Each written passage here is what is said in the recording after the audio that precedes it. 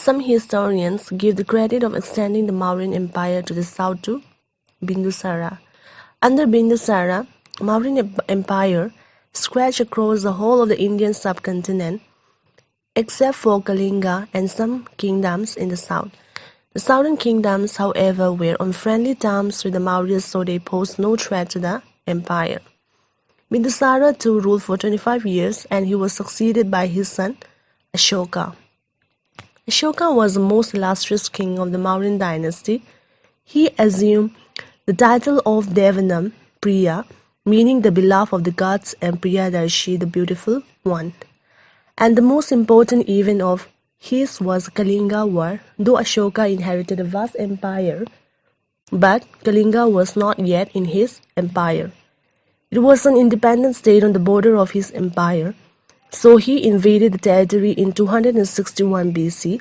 Though the people of Kalinga offered tough resistance, they were ultimately overpowered by the Mughal army. As many as 150,000 were captured and 100,000 were slain, and many times that number died.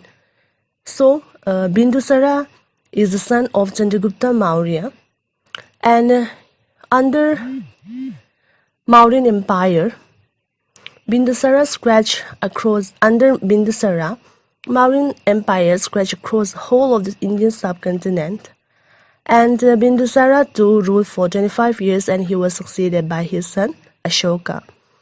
Ashoka was the most illustrious king of the Mauryan dynasty, and he assumed the title of Devanam Priya, which means the beloved of the gods, and Priyadarshi, the beautiful one. Death and destruction of the war made him extremely sad. Since then he abandoned war and violence. He became a follower of Buddha, and he gave up his ambition of Digvijay and pursued the policy of Dharma Vijay. Ashoka's Dharma or Dhamma are as follows. Number 1, respect of elders. Number 2, proper treatment of youngsters. Number 3, ahimsa. Number 4, tolerance. Number 5, truthfulness. Number 6, charity. And number 7, pure life. There was a great change in Ashoka's administration. He laid great stress on people's welfare. He built roads, planted trees, built rest houses for travelers to stay for rest, dug wells. He opened hospitals for men and animals. He treated his subjects like his own children. He appointed Dharma Mahamatras to raise the morale of the people.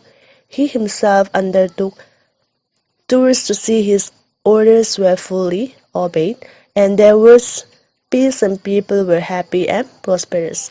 So Ashoka became a follower of Buddha, and he also made a great change in Ashoka's administration.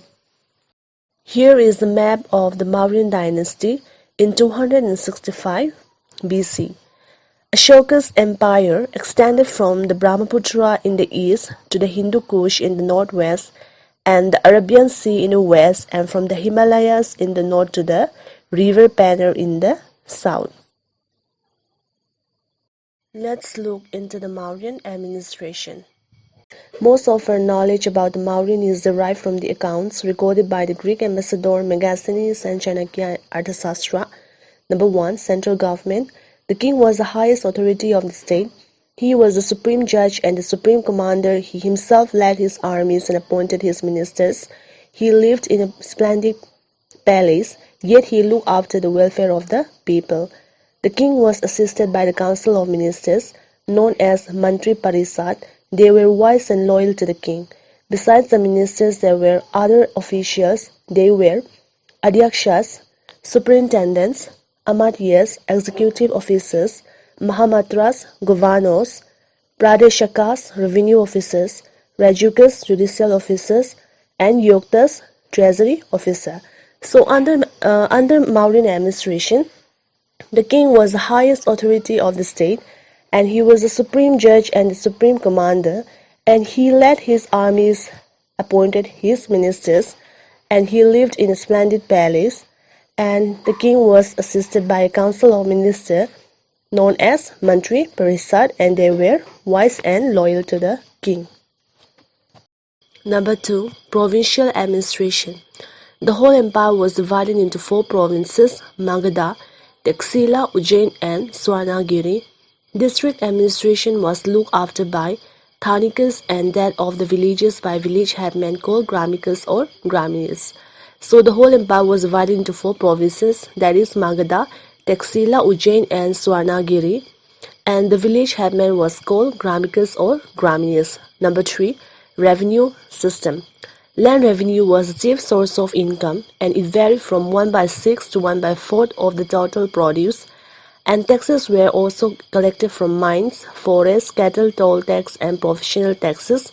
Money was spent on public works and to pay the salaries of the officers and to maintain a large army.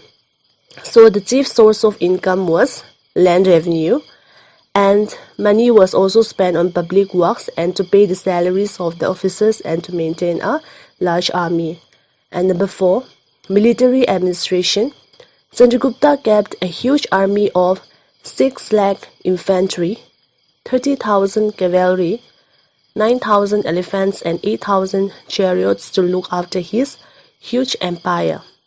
And he kept an efficient network of spy system all over the empire who kept the emperor informed about important matter. So Chandragupta kept a huge army of 6 lakh infantry, 30,000 cavalry and 9,000 elephants and 8,000 chariots to look after his huge empire. And he also kept a spy all over the empire to inform about the important matters. Number 5. Civic Administration of Pataliputra. Pataliputra was the capital of Mauryas. It was a beautiful city surrounded by deep moat and high walls. All the houses, including the king's palace, were made of wood. The king lived in a beautiful house in luxury. The city was looked after by a committee of 30 members divided into 6 boards. First was concerned with industries and arts. Second, looked after the needs of the foreigners. Third, recorded the births and deaths. Fourth, board regulated trade and commerce and checked weights and measures. Fifth, board ensured quality of manufactured goods. Sixth, board collected taxes on sold goods at the rate of 10% of their price. And this committee also took steps to ensure health and sanitation and build hospitals, roads, parks, schools and temples. We can conclude that the Mauryan rulers rendered a super and efficient administration. So Pataliputra was the capital of Mauryas, and it was surrounded by deep moat and high walls, and all the houses, including the king's palace, were made of wood. And the king lived in a beautiful house in luxury. And the city was also looked after by a committee of 30 members divided into 6 boards. And committee also took steps to ensure health and sanitation and built hospitals, roads, parks, schools and temples.